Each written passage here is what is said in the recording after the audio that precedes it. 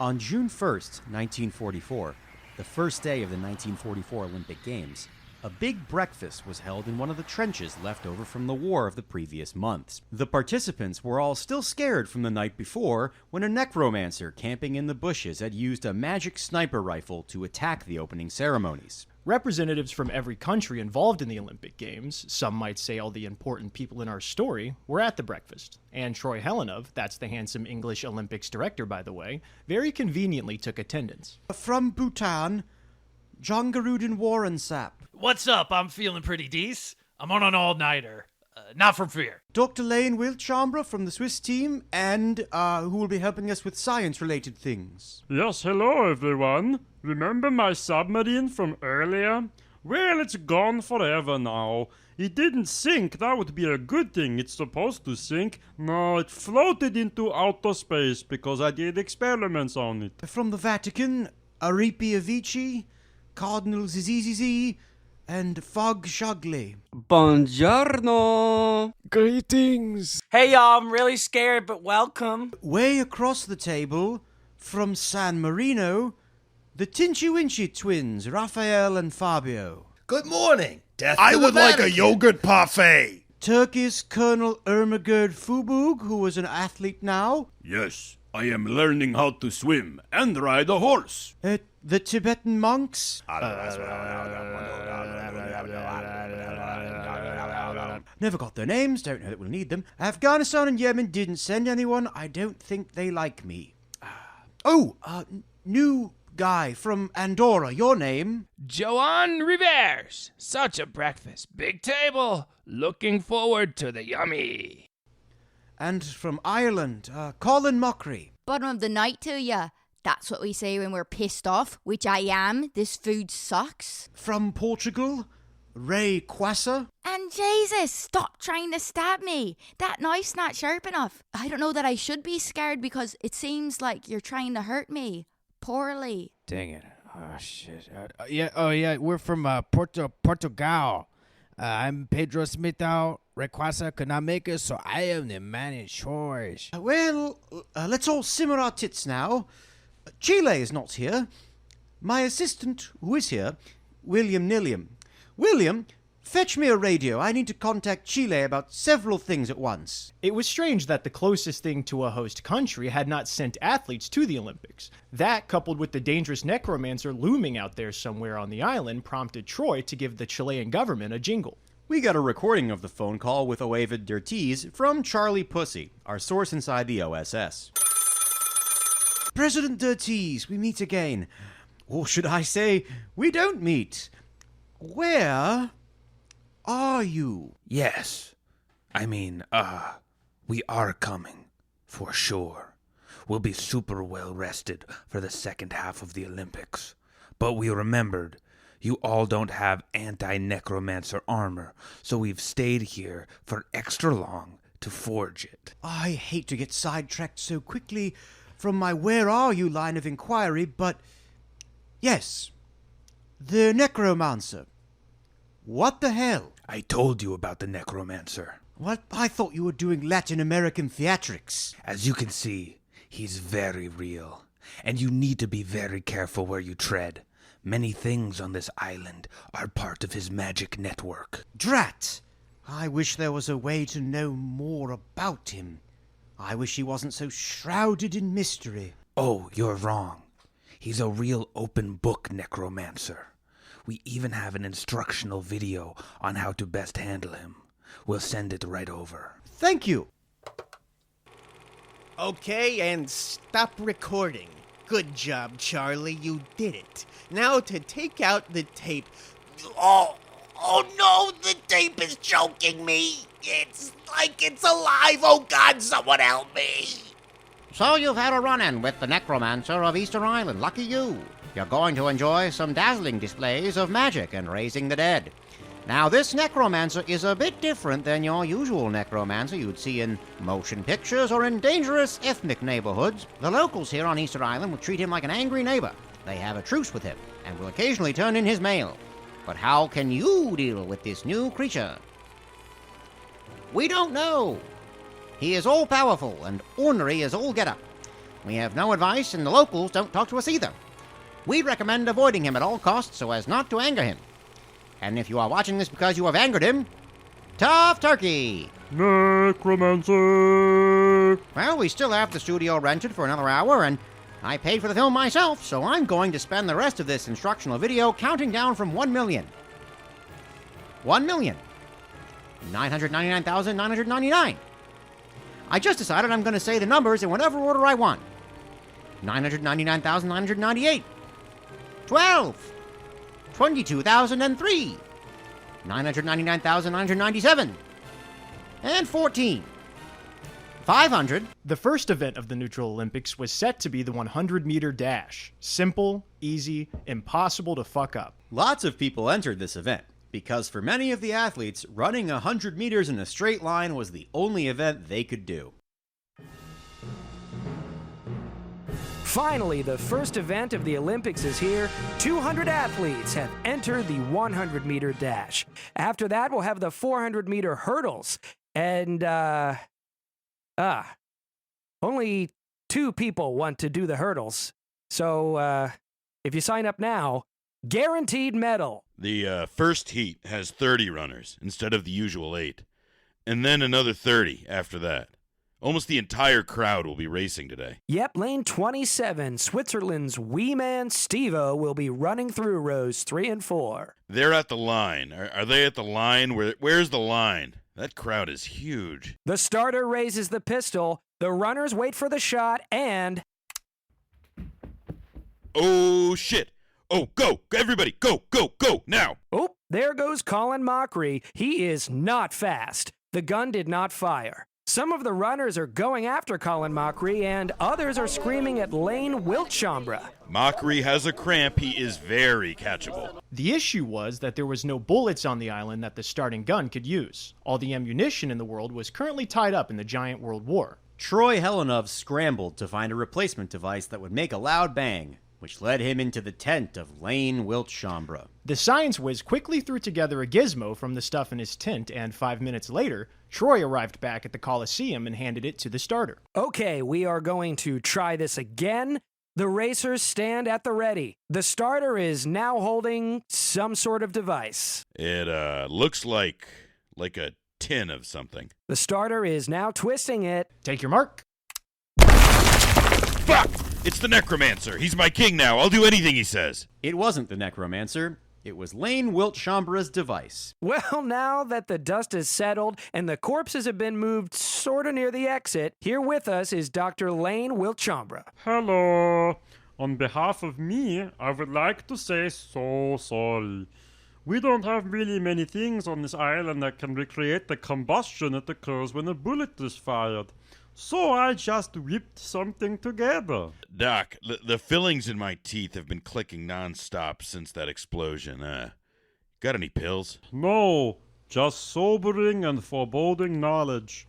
You see, I had a spare atom in the bottom of my junk drawer. So what the device did when it started twisted and pulled it apart was that it twisted and pulled the single atom within the ball apart. So Dr. Lane Wiltshambra accidentally built an atom bomb.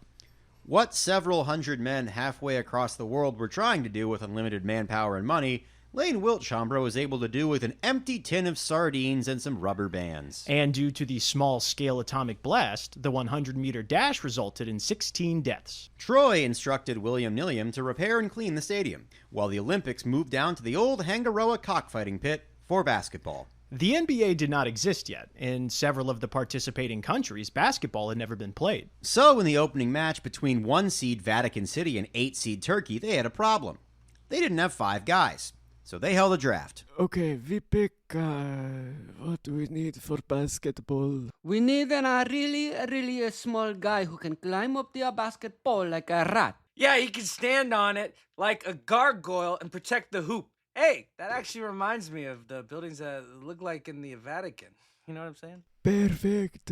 You, Andorran guy, scrawny loafer guy. Oh, everybody's favorite guy. Idiots.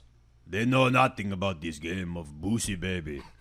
What we will do is we will pick the biggest, heaviest men who can pull the hoop down so that we can drop the ball into it. Portuguese man, you are very large and fat, which is strange. Portuguese, I know, are quite thin, but you are perfect for team. Okay, copy. Interesting blonde hair and pink pig-like skin. You look quite sunburnt, which is strange, no? Your people are of the sea and are often quite tan, no? No. We're from west of Lisbon. We're all very pale there. Okay, everyone, don't lose this ball, please. This is the only basketball and volleyball that we have. Across the island, the swimming events were set to begin. Unfortunately, those also hit an early snag thanks to William Nilliam. Look, they only gave me the one job. Well, I guess they gave me a lot of jobs, but the one I liked the most was corpse disposal. The corpses had been piling up on Easter Island. The few dozen or so accident-related deaths from World War III, the corpses of Gurglord Elmer and the Easter Island head dancers, and the double-digit deaths from the atom bomb explosion needed to be moved somewhere. As a task force of one, William Nilliam lacked the manpower to dig a massive hole in the ground to lay the corpses in. Luckily, he stumbled onto one. It was perfect. I'd ballpark it at like 160 feet long and about 8 feet deep with a bunch of black lines on the bottom, which helped me align the corpses. Also, it was full of water, which was so convenient. Out of sight, out of mind, they say. When the swimmers dove into the pool for warm-up laps, they were greeted by the corpses of their friends. I should have known better than to trust an idiot like William Nilliam with corpse disposal. I will never make that mistake again. Troy was furious. He looks so cute when he's furious. I told him I'd get those corpses out toot sweet, but if they wanted to do some swimming events today, they should probably do them somewhere else. And that somewhere else was the ocean. Why are we on a buoy? Anyway, welcome to the swimming.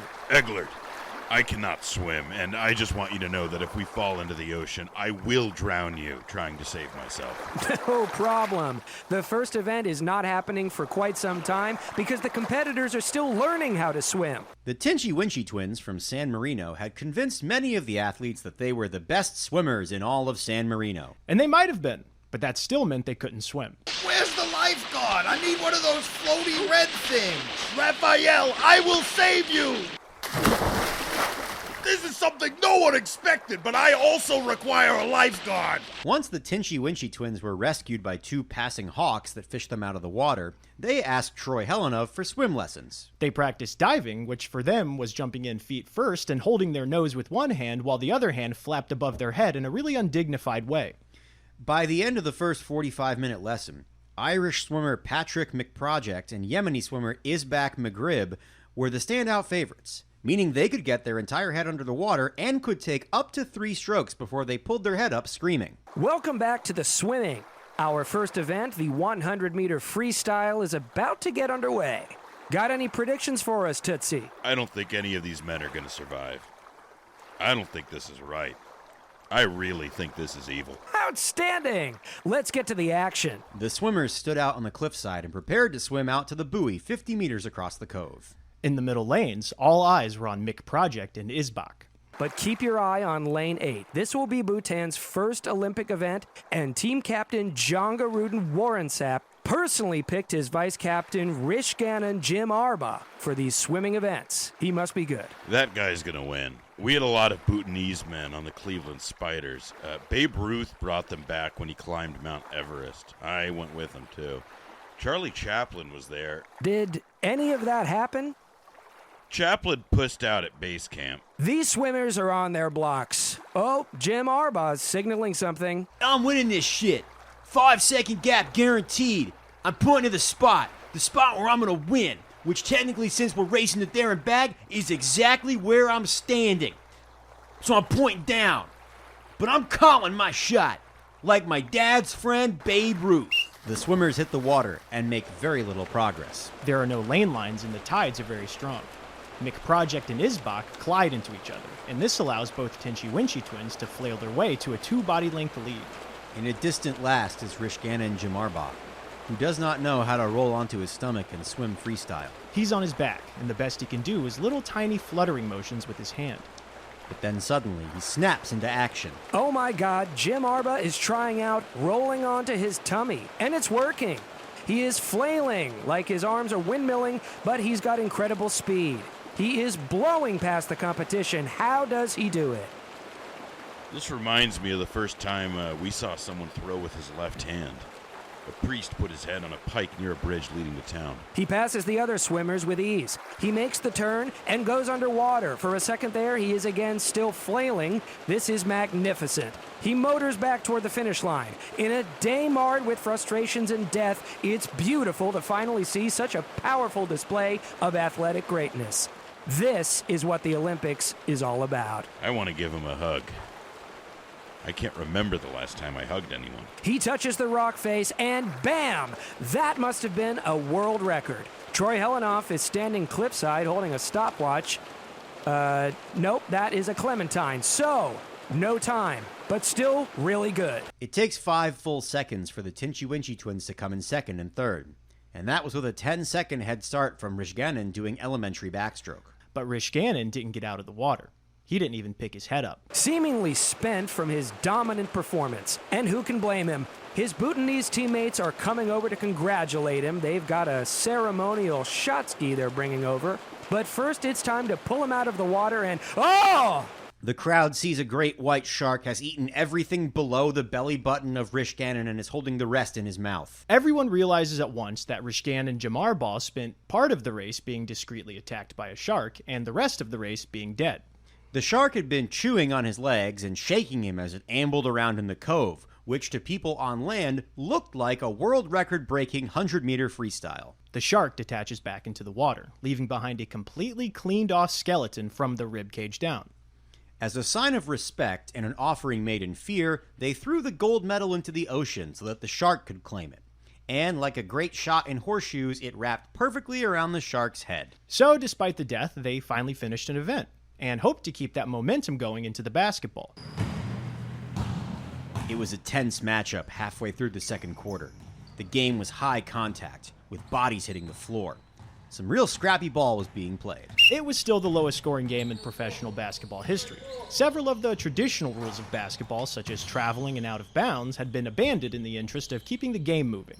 The first quarter had taken an hour and a half. After the 30th double dribbling call, the referees instituted a new rule. If you picked up your dribble, then dribbled again, play did not stop, but the player had to chuck the ball into the air as high as he could, and play could continue. Out of the chaos, a new, more badass style had been born that closely resembled what we know today as rugby. Microphones from Charlie Pussy's armada of little bugs picked up both coaches' pep talks during their 44th timeouts. We're doing fine. Just got to keep our feet moving. With and without the ball. Fat Portugal man. Pig boy, what is your name? Pete. Fuck. Pablo.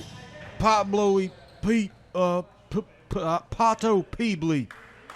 Yep, you gotta help in the post. Big fat Pato, they're killing us on the block. And once we get the ball, we go. Push, push, push. They're tired. We just gotta execute on the break. The Vatican's timeout was a little more chill. All right, everybody, very important time. You, silence. I am the Pope of this team. No, that's okay. I just one question. What's everybody's favorite color?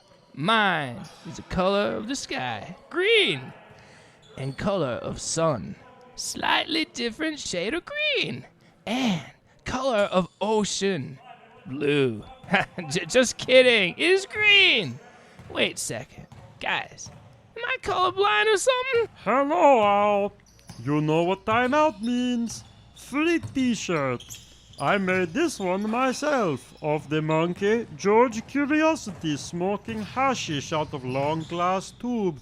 I think it would be good for someone to have. So I'm going to throw it into the stands. Quick confession, I cannot throw very far, but I do have the sardine tin can device from earlier. But I promise I fixed it, and there's no way it will happen again. Someone stop him! After they wrestled the atomic bomb away from Dr. Lane Wiltshire, play resumed. All right, jump ball, 64-5. 64-5? We weren't on this part of the island during our time travel, but we made a special trip back to the past to see where all this scoring came from. And guys, Joan Rivers was amazing. I have never in my life seen a more natural basketball player. He was doing shit that wouldn't be done for like 80 years. Step back threes, spin moves, perfectly executed high arcing finger rolls. It was bananas. His jump shot looked exactly like Klay Thompson's. I genuinely think he'd be a lottery pick in today's league. Fuck, he is too fast in his waiter shoes. Kick him in scrot. This game is so hard. I only make 70% of my shots. Maybe I try shooting with dominant hand now. Much better. The day was set to wrap up with two events happening concurrently inside the Coliseum. Archery was expected to be quite thrilling, as a lot of these countries were actually good and trained at archery. The Afghanistan archers dominated during the preliminaries, finishing 1 through 8. But once they made them get off their horses, they struggled, and the playing field was leveled out, as Portuguese archers and Joan Rivers also made it to the final round. 50 yards away, the pommel horse event was set to take place. This one was a foregone conclusion. Irish competitor Colin Mockery was far and away the best pommel horseman in the world, and he was locked in, determined to win the gold medal that he was previously denied due to war. The year was 1919. My entire life I'd lived in Belfast. My entire life, bullets whizzed past me. When I turned 5, against my parents' wishes, I hopped on a train to Dublin so I could be closer to the violence. As a 5-year-old, Mockery had to stow away, climbing on the train as it left the station and using spider-like abilities to contort his body, swinging down from the roof and into a window. I was caught. The Garda took me into the back, sat me down and said, "Lad, you are exactly what we need in the IRA. We need a Graceman, and you're the best child gymnast we ever seen. You're going to help us free Ireland." That man was Michael Collins, and he began my career. After disappearing for a few years following the Irish Civil War, Mockery re-emerged in Ireland in 1932 in the midst of the Great Depression. Without any prospects of a job, Mockery did streetcar dancing in Dublin for years, where his catchphrase, "top of the showtime to ya," made him a tourist attraction. But Ireland did not have an Olympic gymnastics team, and the 1936 Olympics came and went. But by 1940, every single person in Dublin had nearly been kicked in the face on a streetcar by Mockery so many times that they petitioned the government to make a gymnastics team to get Mockery off the trains. Those Olympics were canceled, but when the 1944 Olympic Games miraculously materialized, Mockery saw it as his last chance to win a medal in his athletic prime. Oh, F-E-D-C-B-A. And that was Switzerland's best gymnast, Jeff Abillion. A lot of these gymnasts are new to the pommel horse, but I think they can do better than standing on it and reciting the alphabet backwards. 1.7 is the score from the judges. Oh, God. That's Colin Mockery's music. The crowd is going wild for the Irishman Colin Mockery, who is a crowd favorite thanks to his very famous work as a terrorist. They genetically bred me to say that. Death to the Irish. Terrorist, huh? I was a terrorist once. Really? I didn't know this about you, but I also know almost nothing about anything. What is this hard thing at the end of my finger? That's a nail. Son of a bitch! And what's this hard silver thing inside of the table at the end here? That's a nail, too. Man alive! Well, there goes Colin. Don't know what I'm looking at all, but given how little pommel horse anyone else has managed to do, he's got the gold locked up as long as he manages to not die. And right as Eglert said that, an arrow whizzed right past Mockery's head from the general direction of the archery field. Now, what was that? A close call, it seems. Now, I don't know how much longer this is supposed to go on, so, Tootsie, tell us your terrorist story. Oh, well, it was one of those summer job deals, or winter job. The off-season was in the winter back in those days, so we all made for the tropics. Plenty of terrorism you could do there, for the government, or freelance, or for yourself. As Tootsie rambled, 2 arrows flew past Colin, and he contorted his body at impossible angles to avoid them. Upon further inspection, we could see the arrows came exclusively from the Portuguese archers, who are aiming preposterously far from their target. All the Afghanistan archers are business as usual, shooting well. So all us terrorists loaded up in a ship, and there we went past the dry Tortugas. Got a French merchant ship to starboard and tacked close, pretending to be their navy. They fall for it every time, stupid sons of bitches. get close, roll up the Jolly Roger, and do some terrorism. Fascinating story as Mockery is in a perfect handstand on the pommel horse. Wow! Perfect split with his legs. Just missed the arrow. I don't know how it didn't hit his testicles. This begged the question, why the hell are athletes from Portugal trying to kill Colin Mockery? In case you haven't noticed, the Portuguese athletes had been acting strangely. The strangest thing about them was that they did not look Portuguese. They looked like they were from various parts of Central Time Zone USA. Nebraska, Mississippi, Texas. I mean, we're talking big guys. Corn-fed. A lot of corn. Big, wide. Not even huge for the 40s. I'm talking big today. 2 seats on an airplane. Wide loads. Human Denali. We had traveled back in time to this day to document the afternoon's events and overheard them talking as they shot arrows, definitely in the direction of Colin Mockery. And they were having a very, non-Portuguese conversation. You think Carolina barbecue is in the same league as Texas? Yeah, straight to jail. Please. Y'all's brisket is hella overrated. Every single joint in Raleigh slaps so much harder than the best place I ate in Austin. Austin? That's not even real Texas barbecue. Some of you haven't had Gene's Brisket Outhouse in Plano, and it shows. I think the best barbecue is actually in St. Louis. Ugh. Hold this ratio. Hey, can you guys please, we are trying to do archery here. Can you do it quietly? This is a very quiet sport. Also, you guys are shooting way off from the target and at the person doing gymnastics. Are you aware of this? Based on our research and the fact that we have eyes and ears, we were able to determine that Portugal's Pedro Smithau, Pato Peebly, and Rico Hispanico, boy, they didn't even try on that one, were disguised agents of the OSS. And they were trying to kill someone they deemed a dangerous Irish terrorist, but they had just run out of arrows. Colin Mockery completed his badass Matrix-style performance and earned Ireland its first gold medal. As Colin tearfully stood atop the podium, his life's mission finally completed, the Portuguese OSS agents could only watch and grumble, their perfect chance wasted. At their own event, archery, Afghanistan took home the gold, silver, bronze, and the 3 free refrigerators that go to 4th, 5th, and 6th. The Portuguese archers stood in the anti-podium, a 3-layer ditch that the last place guys had to stand in. We cornered them during the Afghanistan medal ceremony. Pulled pork, tri-tips, ribs, brisket. Wow, we have the same Mount Rushmore. Buenos dias, hombres. Boa tarde, Português. What'd you call me? Or should I say, howdy, partners. Wow, ay caramba, slow down, mio. English very pequeño. So, Pedro Smithau, tell me, who won the Portuguese Super Bowl this year?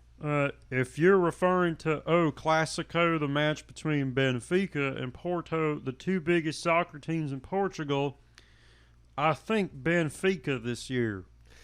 Damn, that sounds right. Nate, you know more about this stuff. Stump their asses. Hey, you guys are screwed. My buddy knows everything. All right. What color is the Portuguese flag? Red and green. And there's a thing in the middle. Damn it. All I got. Well, we're on to you. We couldn't investigate any further because we heard a rumbling and a commotion coming from the track and field arena in the center of the Olympic compound. We started to run, but we figured out we could just take the time room back to the present and then use a time pass to go back to the same day, but at the arena 10 minutes earlier. Take your mark. Go!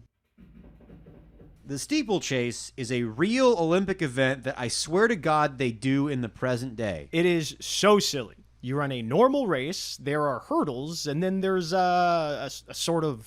It's a pond, like a legit body of water, somewhere between a pond and a puddle. And they jump in it, and then they have to run the rest of the race with wet feet. When I found out about this event 2 weeks ago, after a lifetime of watching the Olympics, I thought Will was lying to me. But it's real. And today, it was the site of real horror. And there's the puddle again. Ireland's Clay Michaelton is in the lead and all wet again. I don't get it. The steeplechase was invented during a rain delay at a Chicago Orphans game. Old Bill Mom was the manager, and he had the bright idea to use players as human towels to sop up the puddles. The hurdles were fans, who we paid 3 cents each for the pleasure of kicking them. Lap 4 now, and we're back to the puddle again. I wonder what'll happen to Clay Michaelton. Maybe...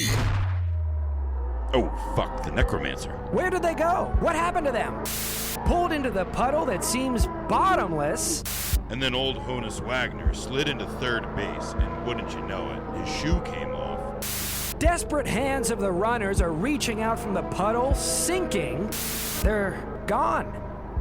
They're just gone. We went back in time several times to try to get an idea of exactly what happened. A millisecond before the runners jumped over the hurdle, the water turned deep purple and the ground beneath it disappeared. It was like they jumped into a hole. But where it went, nobody will ever know. The runners were never seen again. It happened so fast that there wasn't even time for chaos to spread. The arena sat in stunned silence. It was like it was too late to panic.